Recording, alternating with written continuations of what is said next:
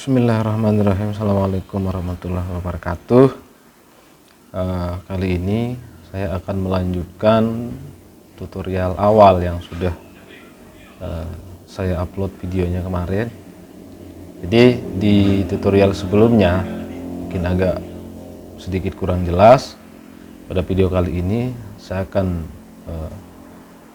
menjelaskan dengan sedetail mungkin untuk bagaimana caranya mahasiswa masuk ke sistem informasi akademik, khususnya untuk mahasiswa Universitas Nahdlatul Ulama Mataram. Untuk yang pertama, masuk ke laman Syakat dulu, yaitu di link yang ini.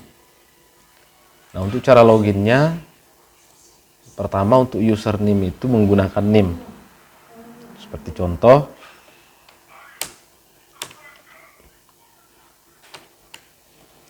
nah terus untuk password defaultnya adalah tahun lahir, bulan lahir sama tanggal.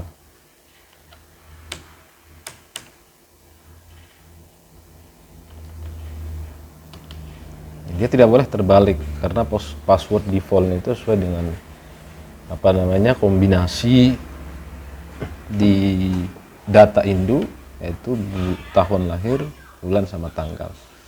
Selanjutnya ini harus dipastikan, captcha ini harus dipastikan. Kalau huruf besar harus menggunakan huruf besar, kalau huruf kecil harus menggunakan huruf kecil. Sepertinya 9, kemudian C, D, 3Z, login. Salah, ulang lagi. NIM, kemudian untuk password default,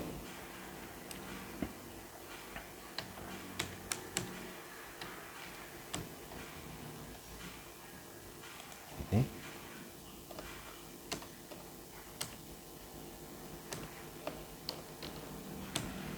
Nah, ini yang tidak boleh salah juga, dia harus sesuai dengan yang terlihat. Kalau huruf besar harus menggunakan huruf besar. Login, coba lagi.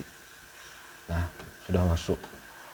Nah, untuk tampilan awal di tampilan dashboard Syakat itu, ini ada biodata, kemudian kalender pendidikan, kemudian input KRS, jadwal kuliah, lihat KRS, KHS, sama indeks prestasi. Tapi yang pertama, untuk yang dilakukan pertama kali ketika baru masuk di Syakat adalah yaitu dengan cek biodata. Nah, jika di sini di biodata ini belum lengkap, seperti misalnya ada alamat belum, kemudian orang tua wali belum, riwayat studi, kemudian riwayat pendidikan. Karena ini saya menggunakan user saya, jadi di sini sudah keterangannya itu lulus. Untuk melakukan update profil di sini ada fitur update profile atau edit biodata. Ini bagi yang belum melakukan update data di sistem informasi akademik. Nah, di semua yang perlu diketahui untuk data dasar mahasiswa itu adalah pertama NIM, kemudian nama, tempat tanggal lahir, jenis kelamin. Ini adalah data dasarnya. Kemudian yang selanjutnya adalah nama ibu. Itu data dasar. Yang ini tidak bisa dirubah oleh mahasiswa melalui Syakat. Bagaimana caranya untuk merubah ini? Yaitu dengan melakukan ajuan perubahan data seperti yang tertera di sini. Nah, kalau selain itu bisa dirubah. Nah, bagi yang belum merubah data ini, itu harus dirubah. Pertama agama, silahkan ini pasti sesuai dengan agama masing-masing. Kemudian nomor KTP atau NIK ini tidak boleh kosong. Kemudian ISN itu bisa dikosongkan. Nah, di sini harus diisi dengan alamat lengkap juga, jalannya di mana, kemudian RT berapa, kemudian dusun atau lingkungannya di mana, kelurahan apa, kemudian kecamatan, kode pos, tinggalnya bersama siapa. Misalnya bersama orang tua, ya tulis bersama orang tua. Nah, selanjutnya juga kode pos, ini tidak boleh kosong juga, kode pos. Nah, lalu ini bisa diisi sembarang, yang telepon rumah bisa diisi sembarang, kemudian nomor HP, email, nah, ini tidak boleh kosong. Nah, lalu untuk orang tua wali itu nama, kalau memang harus sesuai dengan yang ada tertera di sini. Nah, jika ini isian ini sudah komplit diisi, maka jangan lupa ada pernyataan. Ini pernyataan, dengan ini saya menyatakan bahwa perubahan data yang saya lakukan adalah sesuai dengan keadaan sekarang yang sebenar-benarnya, baru di save. Kenapa kita perlu melakukan perubahan data? Atau kenapa kita perlu melengkapi biodata? Karena di menu program ini baru bisa dibuka kalau biodata sudah lengkap. Nah, contoh KKN. Nah, di sini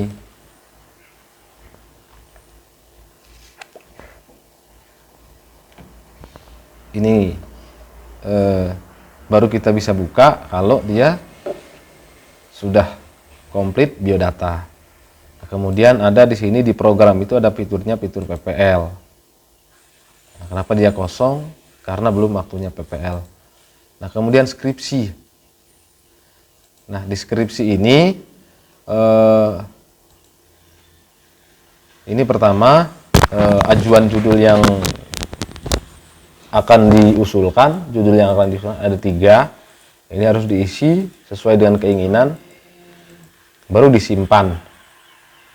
Nah, setelah itu nanti akan diproses oleh pihak akademik atau operator fakultas atau operator universitas.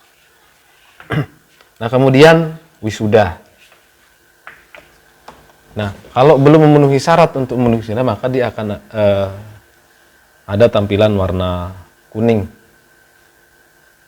Di sini warna oranye ya. Nah, kalau sudah memenuhi syarat, nanti akan keluar fitur-fiturnya. Nah, di sini sudah selanjutnya juga ada ajuan kartu tanda mahasiswa. Nah, untuk pembuatan KTM itu diusulkan melalui syakat. Di sini nama harus sesuai ijazah, kemudian tempat lahir sesuai ijazah, alamat. Jangan lupa harus di sini foto yang digunakan itu adalah foto yang menggunakan alma mater, sesuai dengan alma mater universitas. Nah, itu sedikit penjelasan tentang bagaimana login di Syakat. Jadi jangan lupa untuk login itu harus menggunakan username, yaitu name mahasiswa, kemudian passwordnya, password default adalah tahun lahir, bulan lahir, dan tanggal lahir.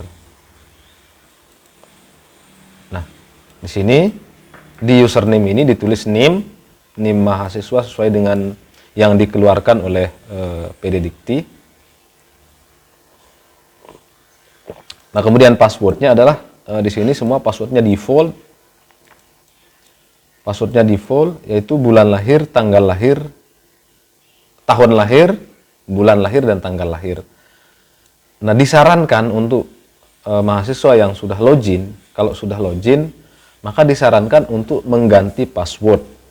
Dan harus diingat password yang diganti. Passwordnya itu harus diingat, jangan sampai dilupa kalau sudah melakukan pergantian password. Demikianlah sedikit penjelasan tentang sistem informasi akademik untuk memperjelas tutorial yang sebelumnya. Terima kasih. Assalamualaikum warahmatullahi wabarakatuh.